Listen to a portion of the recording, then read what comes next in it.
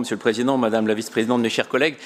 J'articulerai aussi mon propos en deux points, mais je vais commencer par le rapport avant de saluer la Vice-Présidente.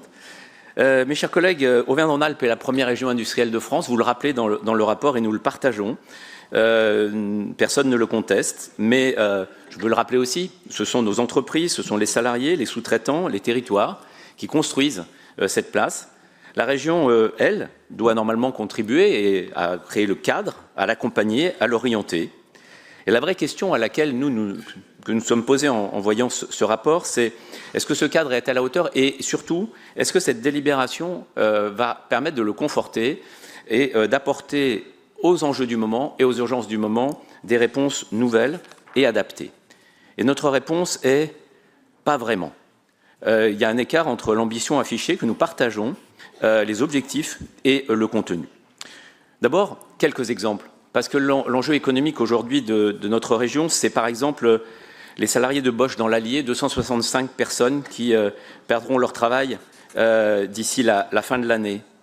C'est Vancorex en Isère, la reprise d'une entreprise symbolique, représentative des contradictions de notre économie, et dans lequel, je le dis tout de suite, ce qui est en cause, ce n'est pas l'attitude ou l'action de la région, mais qui néanmoins, aujourd'hui, est un échec pour nous tous. S'il y a les salariés de Combel, dans le Cantal, une entreprise centenaire qui fabrique du mobilier enfant en bois massif et qui va fermer, parce qu'on n'a pas su, et nous et collectif, la sauver. Et puis il y a Ferropem en Savoie, et puis il y a Casino, avec les 3000 emplois supprimés. Bien sûr, il y a de magnifiques créations. Mais ces gens, ces enjeux, ce ne sont pas que des statistiques. Ce sont aussi des acteurs.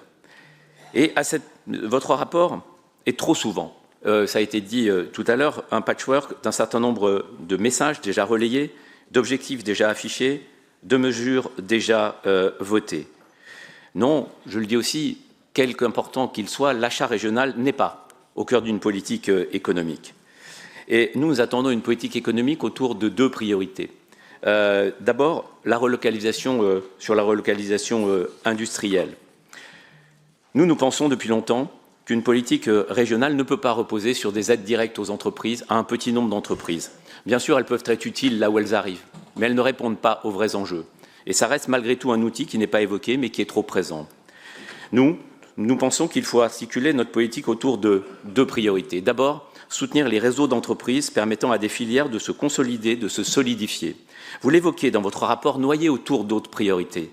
Mais ce qui marche, c'est quand des entreprises locales, parce qu'elles sont soutenues et parce que ça implique aussi du budget de fonctionnement de la région, qui a été supprimé au cours des années passées, sont capables de travailler ensemble sur les anticipations en matière de ressources humaines, les projets conjoints de R&D, se solidifier pour répondre ensemble à des appels d'offres de plus grands groupes. Ce sont ces réseaux d'entreprises que nous souhaitons voir au cœur de la politique économique de la région et qui, en fait, n'est pas au cœur de votre délibération. Ensuite, nous souhaitons un fonds de soutien à l'industrie avec deux objectifs. D'abord, aider les territoires à maîtriser le foncier économique dont nous avons besoin. Ça n'est pas présent dans ce rapport, mais il n'y a pas de relocalisation sans terrain, il n'y a pas de relocalisation sans aménagement, notamment en dehors des grandes métropoles. Et donc, c'est un outil que la région pourrait développer, que nous proposons, que nous attendons et qui n'existe pas. Et le deuxième élément de ce fonds, c'est des aides directes spécifiques, mais massives, fortes, permettant d'avoir un vrai effet, comme disent les Anglais, de faire une différence. C'est-à-dire que la région ait un effet de levier pour sauver certaines entreprises, pour accompagner la reprise d'autres, pour des scopes, pour des reprises d'entreprises par les salariés, pour porter du foncier et de l'immobilier, le cas échéant temporairement. Auvergne-Rhône-Alpes Entreprises devrait être l'outil, le bras armé de cette stratégie. Vous l'avez créé, nous l'avons approuvé, c'est bien.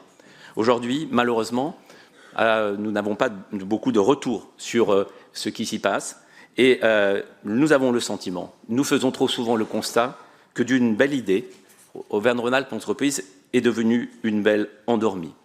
Alors sur ce rapport, oui, nous nous abstiendrons parce que nous partageons les objectifs, nous partageons un certain nombre des mesures qui sont proposées, mais que l'essentiel, nous semble-t-il, n'y est pas.